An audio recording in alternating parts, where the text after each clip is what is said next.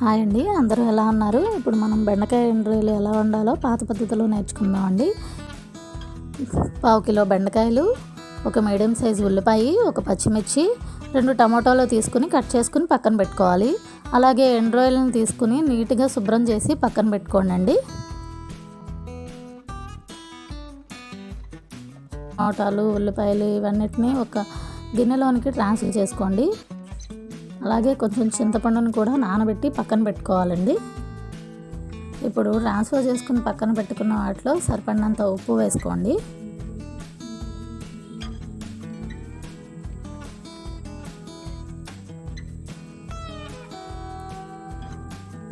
చిటికెడు పసుపు వేసుకోండి.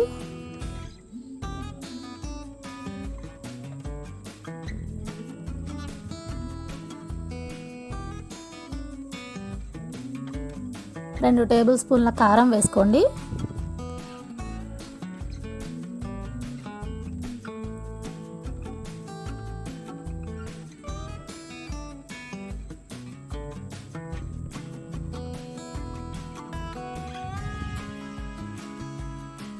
మూడు స్పూన్ల ఆయిల్ పోసుకోండి.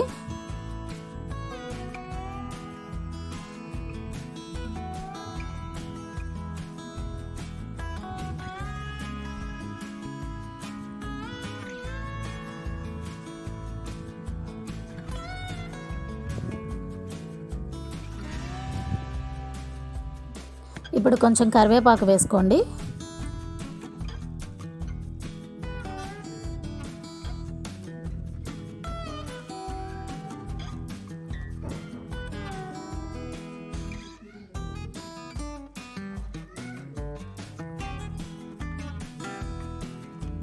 ఇప్పుడు ఇవన్నీ మొత్తం కలిసేలాగా కలుపుకోండి. ఇలా అన్నీ చేత్తో మిక్స్ అయ్యేలాగా మంచిగా కలుపుకుంటేనే కూర మరింత రుచిగా ఉంటుందండి. చాలా బాగుంటుంది.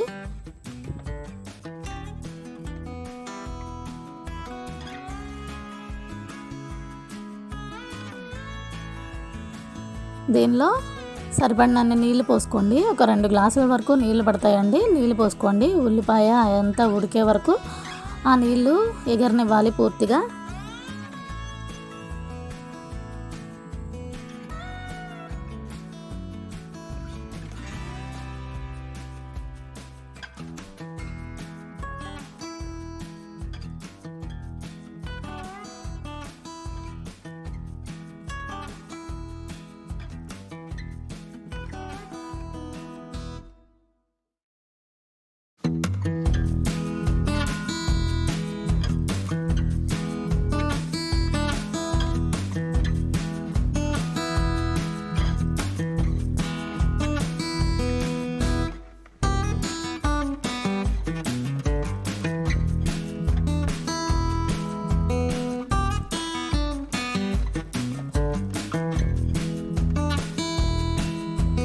ఇప్పుడు స్టవ్ ఆన్ చేసి పొయ్యి మీద పెట్టుకోండి.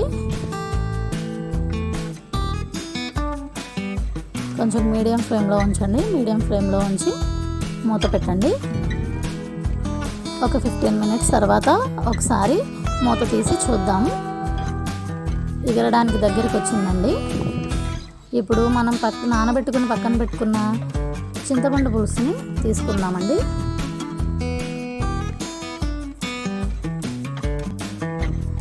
మనం పక్కన పెట్టుకుని ఉంచుకున్న చింతపండు పులుసుని కూరలో పోయాలి. పోసిన తర్వాత ఒకసారి గరిటెతో తిప్పి మూత పెట్టి ఉడికించండి.